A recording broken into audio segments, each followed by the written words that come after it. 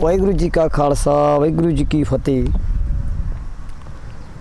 एक दो जिमींदार भरा सीगे, वो हारा सत्संग करते होंगे कि गुरु अर्जन देव पंजवें पातशाही दी सत्संग जाते, पर घरों गरीब सी,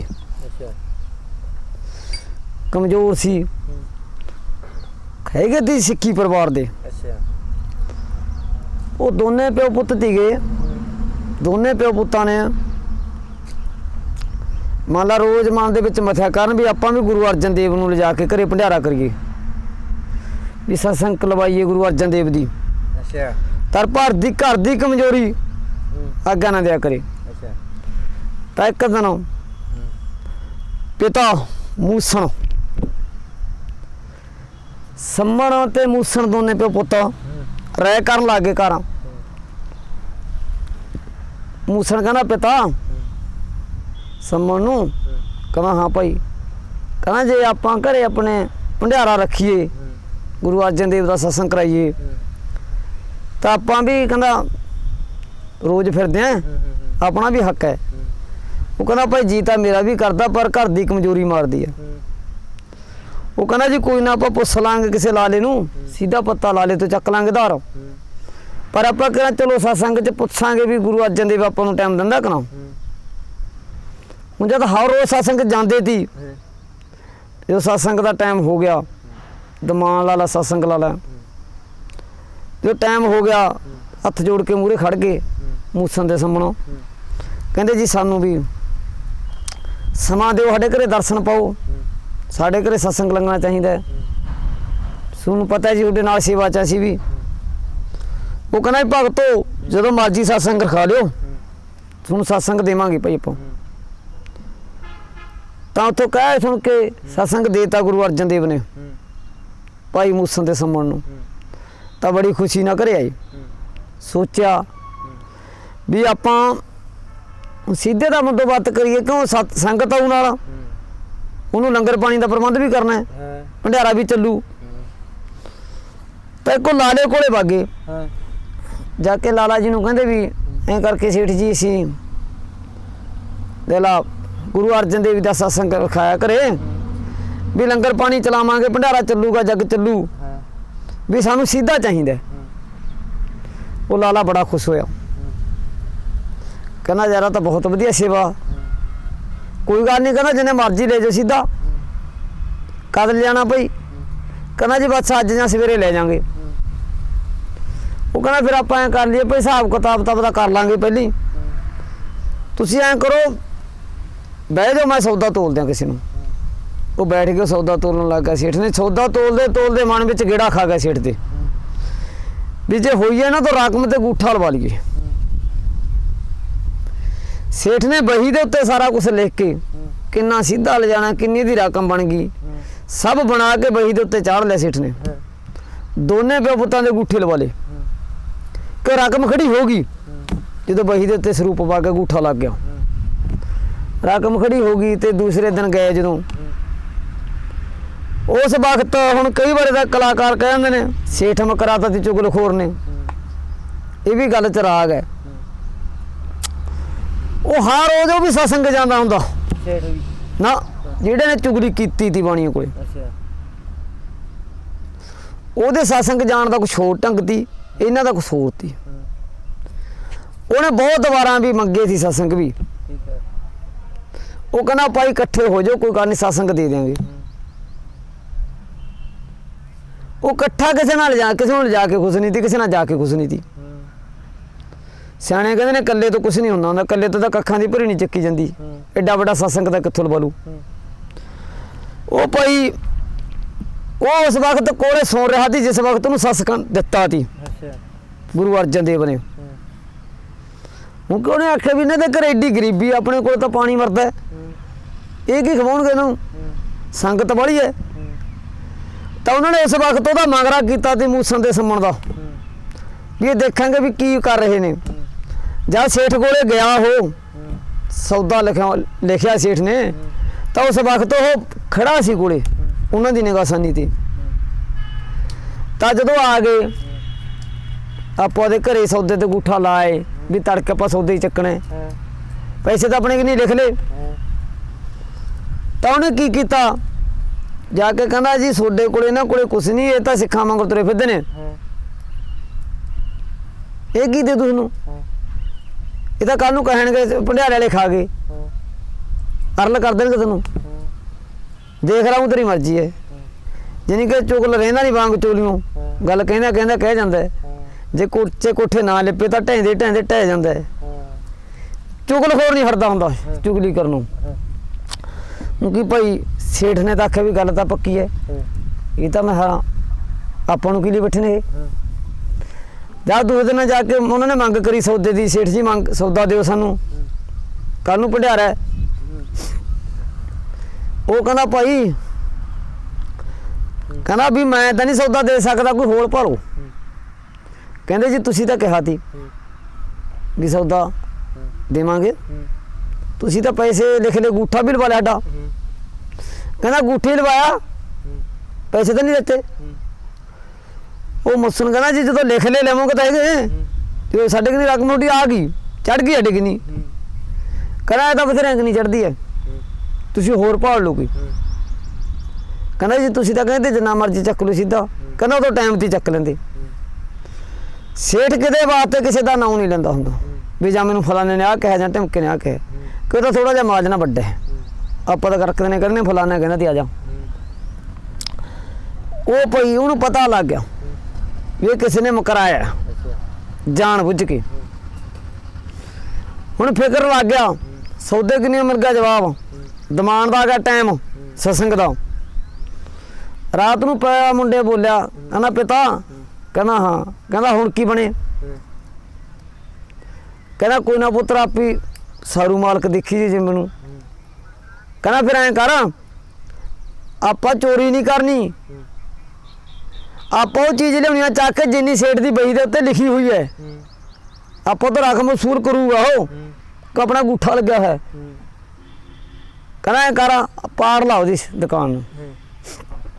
ਹੁਣ ਇੱਕ ਆਰੀ ਲੈ ਲਈ ਕੋਲੇ, ਰੱਸਾ ਲੈ ਲਿਆ, ਇੱਕ ਤੇਗ ਲੈ ਲਈ, ਕਿਰਪਾਨ ਕਹਿ ਲਿਆ, ਲੈ ਕੇ ਤੁਰ ਪਏ। ਜਾ ਕੇ ਉਹਨਾਂ ਨੇ ਕੋਠਾ 7 ਪੱਟਤੀ ਤਾਂ ਤੋਂ 7 ਪੱਟ ਕੇ ਓਡਾ ਹੀ ਮੋਗਾ ਕੱਢ ਲਿਆ ਜਿੰਨੇ ਵਿੱਚ ਦੀ ਉਹਨਾਂ ਨੇ ਸਮਾਨ ਲੰਘਾਉਣਾ ਤੀ। ਲਾਸ ਪਾ ਕੇ ਥੱਲੇ ਉਤਰ ਗਿਆ ਮੁੰਡਾ, ਐ ਮੋਢਾਂ 'ਚ ਲਾਸ ਪਾਈ ਆ। ਜਦੋਂ ਸਮਾਨ ਚੱਕ ਲੈਂਦਾ ਤੇ ਉਹ ਰੱਸਾ ਝੂਟਾ ਮਾਰਦਾ ਤੀ, ਪਿਓ ਤਾਹਾਂ ਖਿੱਚ ਲੈਂਦਾ, ਤਾਹਾਂ ਫੜਾ ਆਉਂਦਾ ਤੇ ਉਹ ਫੜ ਕੇ ਪਰਾਂ ਧਰ ਦਿੰਦਾ ਤੀ। ਤੇ ਕਰਦੇ ਕਰਾਉਂਦਿਆਂ ਨੂੰ ਸਮਾਂ ਲੰਘਦਾ ਗਿਆ, ਰਾਤ ਬਤੀਤ ਹੁੰਦੀ ਗਈ।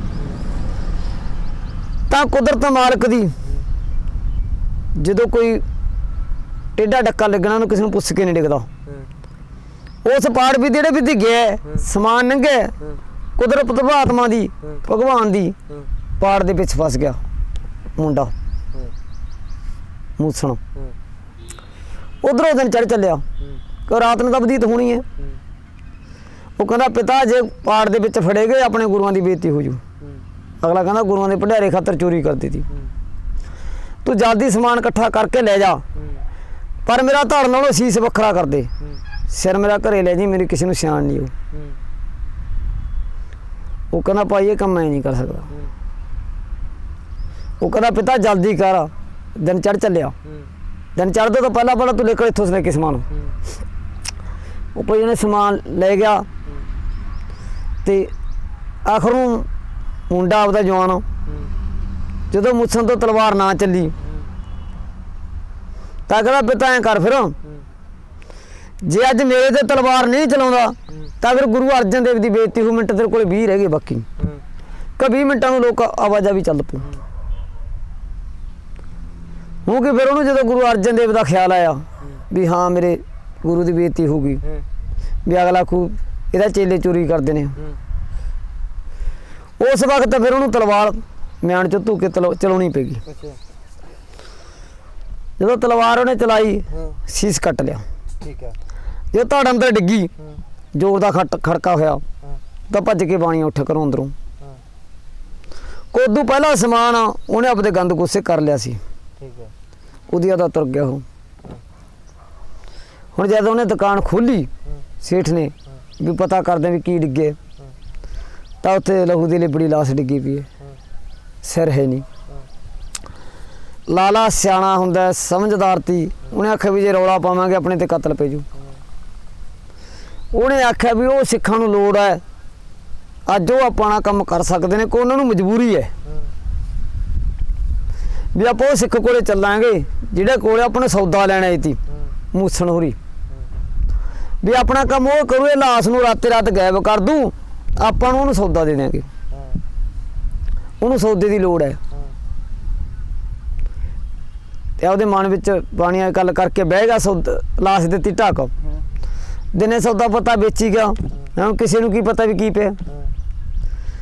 14 ਹੱਥਾਂ ਦਾ ਸਮਾਂ ਹੋ ਗਿਆ, ਬਾਣੀ ਨੇ ਦੁਕਾਨ ਨੂੰ ਲਾਇਆ ਜਿੰਦਾ, ਮੂਸਣ ਦੇ ਘਰ ਗਿਆ ਸਮਾਂ ਦੇ। ਕਹਿੰਦਾ ਭਾਈ, ਕਹਿੰਦਾ ਹਾਂ, ਕਹਿੰਦਾ ਉਰੇ ਹੋ ਕੇ ਗੱਲ ਸੁਣੋ। ਕਹਿੰਦਾ ਦੱਸ। ਕਹਿੰਦਾ ਮੇਰੇ ਅੰਦਰ ਕਿਸੇ ਦੀ ਲਾਸ਼ ਡਿੱਗੀ ਪਈ ਹੈ, ਗਾਹਾਂ ਗੱਲ ਨਾ ਕਰੀ, ਮੈਂ ਇੱਥੋਂ ਤਾਂ ਗਲਤੀ ਨਾਲ ਤੈਨੂੰ ਦਿੱਤਾ ਗਾ ਜਵਾਬ। ਸੌਦਾ ਚੱਕ ਲੈ ਜਿੰਨਾ ਮਰਜ਼ੀ, ਚਾਹੇ ਪੈਸੇ ਲੈ ਲੈ, ਚਾਹੇ ਸਾਰੀ ਦੁਕਾਨ ਚੱਕ ਲਿਆ, ਪਰ ਮੈਂ ਮੇਰੇ ਤੇ ਕਾਤਲ ਦਾ ਇਲਜ਼ਾਮ ਪਊ, ਉਹਨੂੰ ਲਾਸ਼ ਨੂੰ ਲੇਖੇ ਲਾ। ਉਹ ਕਹਿੰਦਾ ਸੇਠਾ ਹੁਣ ਤਾਂ ਸਮਾਂ ਨਹੀਂ, ਸਮਾਂ ਬਹੁਤ ਘੱਟ ਹੈ, ਪਰ ਹੋ ਜਾਣ ਤੇ ਕੋਈ ਗੱਲ ਨਹੀਂ, ਟਾਈਮ ਮੈਂ ਆ ਜਾਊਂਗਾ। ਹੁਣ ਪਿਓ ਦਾ ਮਨ ਹੁੰਦਾ ਵੀ ਲਾਸ਼ ਮੇਰੇ ਪੁੱਤ ਦੀ ਹੈ, ਚੱਕ ਕੇ ਵੀ ਲਿਆਉਣੀ ਪਊ, ਵੀ ਹੁਣ ਲਾਸ਼ ਦਾ ਵਪਾਰ ਵੀ ਨਹੀਂ ਮੈਂ ਕਰਦਾ, ਕਿਉਂ ਸੌਦਾ ਤਾਂ ਪਹਿਲਾਂ ਕਰ ਲਿਆ ਉਹਦੇ ਕੰਨ ਗੁੱਸੇ। ਉਹ ਸੇਠ ਕਹਿੰਦਾ ਵੀ ਐਂ ਕਰਾਂ, ਦਿਨ ਚੜ੍ਹਨ ਤੋਂ ਪਹਿਲਾਂ ਉਹਨੂੰ ਲੇਖੇ ਲਾ ਦੀ। ਕਹਿੰਦਾ ਕੋਈ ਨਹੀਂ। ਅੱਗੇ ਚੌਕੀਦਾਰਾਂ ਦੇ ਪਹਿਰੇ ਹੁੰਦੇ ਪਿੰਡਾਂ ਦੇ ਵਿੱਚ, ਮੰਨ ਲਾ ਕਿਸੇ ਬੰਦਿਆਂ ਦੇ ਲਾਉਂਦੇ, ਪਿੰਡ ਦੇ ਆਗੂਆਂ ਦੇ, ਪੁਲਿਸ ਵੱਲੋਂ ਪਹਿਰਾ ਲੱਗਦਾ ਚੌਕੀਦਾਰ ਦਾ ਵੀ ਤੇਰੀ ਜ਼ਿੰਮੇਵਾਰੀ ਆ, ਤੈਂ ਪਹਿਰੇ ਚੈੱਕ ਕਰਨੇ ਨੇ। ਉਹ ਭਾਈ ਪਹਿਰਾ ਲੱਗਿਆ ਹੋਇਆ ਮੂਸਣ ਦੇ ਪਿੰਡ ਦਾ। ਮੂਸਣ ਨੇ ਸੋਚਿਆ ਵੀ ਰਾਤ ਦਾ ਟਾਈਮ ਆ, ਪਹਿਰੇਦਾਰ ਲੱਗਣਗੇ ਲਾਜ਼ਮੀ, ਵੀ ਲਾਸ਼ ਵੀ ਘਰ ਲੈ ਕੇ ਆਉਣੀ ਹੈ। ਹੁਣ ਤੁਰ ਪਿਆ। ਲਾਲੇ ਨੇ ਉਹਨੂੰ ਕਿਹਾ ਵੀ ਮੇਰੀ ਗੱਲ ਆਉਣ ਵਾਲੀ, ਮੇਰਾ ਆਉਣਾ ਕਰੀ, ਵਾਹ ਨਾ ਕਰੀ। ਤੇ ਉਹ ਟਾਈਮ ਦੇ ਵਿੱਚ ਜਿਹੀ ਜੀ ਕੀਮਤ ਤੀ, ਮੂਸਣ ਨੂੰ ਕੀਮਤ ਦੇ ਕੇ ਖਰੀਦਿਆ ਗਿਆ। ਸਮਾਂ ਨੂੰ ਕੀਮਤ ਦੇਤੀ ਮੂਸਣ ਦੀ, ਲੋਸ ਦੀ। ਉਹ ਲੈ ਕੇ ਤੁਰ ਪਿਆ। ਹੁਣ ਆਖਰ ਨੂੰ ਕਿਸੇ ਵੀ ਬੀਹੀ ਆਵੇਗਾ, ਜਦੋਂ ਪਹਿਰੇਦਾਰ ਤਾਂ ਟੱਕਰਨਗੇ, ਪਹਿਰੇਦਾਰ ਟੱਕਰੇ। ਉਹ ਪੁੱਛਣ ਲੱਗ ਗਏ, ਕਹਿੰਦੇ ਵੀ ਸਮਣਾ ਤੇਰੇ ਸਿਰ ਤੇ ਕੀ ਹੈ? ਕਹਿੰਦਾ ਵੀ ਐਂ ਕਰਕੇ ਗੁਰੂ ਜੀ ਦਾ ਭੰਡਾਰਾ ਹੈਗਾ ਕੱਲ ਨੂੰ ਮੇਰੇ ਘਰੇ, ਵੀ ਮੈਂ ਤਾਂ ਸੇਠ ਦੀ ਦੁਕਾਨ ਤੋਂ ਸਮਾਨ ਢੋਣਾ। ਉਹ ਕਦੋਂ ਲਾਗੇ ਕਰਨ, ਕਹਿੰਦੇ ਯਾਰ ਰਾਤ ਨੂੰ ਢੋਣਾ, ਦਿਨੇ ਢੋਲੀ। ਕਹਿੰਦਾ ਵੀ ਤੜਕੇ ਦਾ ਭੰਡਾਰਾ ਚਾਲੂ ਹੋ ਜੂ। ਉਹ ਵਿੱਚ ਅੜੀ ਅੱਲ ਵੀ ਹੁੰਦੀ ਆ, ਦੁਨੀਆ ਸਾਰੇ ਭੰਤੀ ਹੁੰਦੀ ਹੈ। ਉਹ ਇੱਕ ਕਹਿੰਦਾ ਵੀ ਚਲੋ ਸੇਠ ਨੂੰ ਪੁੱਛਦੇ ਆਪਾਂ, ਹੁਣ ਸੇਠ ਦੀਆਂ ਵੀ ਹਾਲਤਾਂ ਕੰਮੀਆਂ ਦੀਆਂ ਨੇ। ਉਹ ਕਹਿੰਦਾ ਵੀ ਮੈਂ ਗੇੜਾ ਸਿੱਟਿਆ ਵਾ, ਮੇਰੇ ਆਉਂਦੇ ਨੂੰ ਸੇਠ ਨੂੰ ਪੁੱਛ ਲਿਆ ਕਿ ਹੁਣ ਰੂਹ ਦੇ ਵਿੱਚ ਲਵੇਟੀ ਹੋਈ ਲੋਥ ਘਰੇ ਲੈ ਗਿਆ, ਚਬਾਰੇ 'ਚ ਰੱਖਤੀ। ਮੂਸਣ ਸਮਣ ਵਗ ਗਿਆ ਪਹਿਰੇਦਾਰਾਂ ਕੋਲੇ, ਕਹਿੰਦਾ ਵੀ ਆ ਜਾਓ ਭਾਈ ਪੁੱਛ ਲਓ। ਹੁਣ ਕੋਈ ਗੱਲਬਾਤ ਸੇਠ ਨੂੰ ਵੀ ਡਰਤੀ ਵੀ ਜੇ ਤਾਂ ਹੁਣ ਕਹਿੰਦਾ ਮੈਂ ਲਾਸ਼ ਚਕਾਈਏ ਫਿਰ ਵੀ ਫਾਇਦਾ ਹੈ। ਉਹ ਕਹਿੰਦਾ ਭਾਈ ਇਹ ਤਾਂ ਭੰਡਾਰਾ ਹੈਗਾ, ਸੌਦਾ ਢੋਂਦਾ। ਕਹਿੰਦਾ ਮੈਂ ਇਹਨੂੰ ਆਖਿਆ ਦੇ, ਕਹਿੰਦਾ ਦਿਨੇ ਇਹਨੂੰ ਟਾਈਮ ਨਹੀਂ ਮਿਲਿਆ, ਕਹਿੰਦਾ ਮੈਨੂੰ ਉਸ ਤੋਂ ਬਾਅਦ ਮੈਨੂੰ ਨਹੀਂ ਟਾਈਮ, ਇਹਦੇ ਤੜਕੇ ਭੰਡਾਰਾ ਤਾਂ ਭਾਈ ਸੌਦਾ ਲੱਗੇ।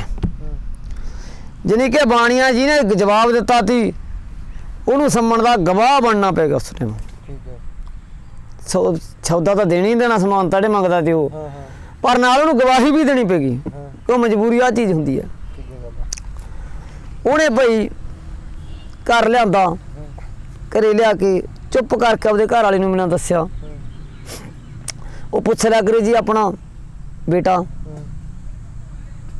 ਆਪਣਾ ਬੇਟਾ। ਉਹ ਕਹਿੰਦਾ ਕੋਈ ਨਾ, ਸਮਾਨ ਨੂੰ ਅਧਿਕਾ ਆ ਜਾਂਦਾ ਹੈਗਾ, ਬੰਦਿਆਂ ਨੂੰ ਕਹਿਣ ਗਿਆ। ਉਹ ਕਹਿੰਦੀ ਜੀ ਤਾਰੇ ਚੜ੍ਹ ਕੇ ਬਹੁਤ ਸਮੇਂ ਦੇ, ਫਲਾਨਾ ਤਾਰਾ ਫਲਾਣੇ ਸਮੇਂ ਆ ਗਿਆ, ਹੁਣ ਤਾਂ ਅੱਧੀ ਰਾਤ ਦਾ ਸਮਾਂ ਲੰਘ ਗਿਆ। ਉਹ ਕਹਿੰਦਾ ਕੋਈ ਨਾ ਆਜੂ। ਗੱਲ ਮੁੱਕਦੀ ਕਰ, ਤੜਕੇ ਨੂੰ ਇਕੱਠ ਹੋਣ ਲੱਗ ਗਿਆ, ਸਤਸੰਗ ਸ਼ੁਰੂ ਹੋ ਗਈ। ਸਤਸੰਗ ਸ਼ੁਰੂ ਹੋਈ ਜਦੋਂ, ਉਹ ਕਹਿੰਦਾ ਓਏ ਹੁਣ ਸਾ ਫਿਰਦਾ ਵਿਚਾਰਾ ਕੱਲਾ ਪਿਓ। ਤੇ ਸਤਸੰਗ ਆਉਣ ਤੋਂ ਪਹਿਲਾਂ ਉਹਨੇ ਸੋਚਿਆ ਵੀ ਆਪਾਂ ਢੰਗ ਖੇਡੀਏ, ਜੇ ਕਿਸੇ ਨੇ ਪੁੱਛ ਲਿਆ ਵੀ ਮੁੰਡਾ ਕਿੱਥੇ ਹੈ, ਵੀ ਆਪਾਂ ਤਾਂ ਕਰਾਂਗੇ ਵੀ ਰਾਤ ਦਾ ਗਾ ਸੁੱਤਾ ਪਿਆ।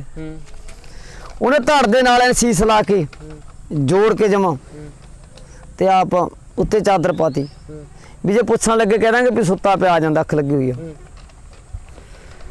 ਹੁਣ ਕੀ ਉਹਨੇ ਭਾਈ ਜਦੋਂ ਸਾਰੇ ਲੱਗ ਕਹਿਣਾ ਕਹਿੰਦੇ ਵੀ ਭਾਈ ਸਮਣਾ ਤੂੰ ਕੱਲਾ ਫਿਰਦਾ, ਮੂਸਣ ਕਿੱਥੇ ਆ? ਕਹਿੰਦਾ ਜੀ ਰਾਤ ਦਾ ਆਇਆ ਸੁੱਤਾ ਪਿਆ। ਕਹਿੰਦਾ ਅੱਛਾ, ਕਹਿੰਦਾ ਹਾਂ ਸਹੀ ਗੱਲ ਜੀ। ਚੱਲ ਪਈ। ਉਹ ਕਹਿੰਦਾ ਕਿ ਚੰਗਾ। ਚਲ ਉਹ ਕਰਨ ਲੱਗੇ ਭਾਈ ਇਤਨੇ ਗੁਰੂ ਅਰਜਨ ਦੇਵ ਆ ਗਿਆ ਘਟਨ ਤੇ ਦਮਾਨ ਚੱਲੀ ਜਾਂਦੇ ਨੇ। ਦਮਾਨ ਚੱਲ ਪਏ।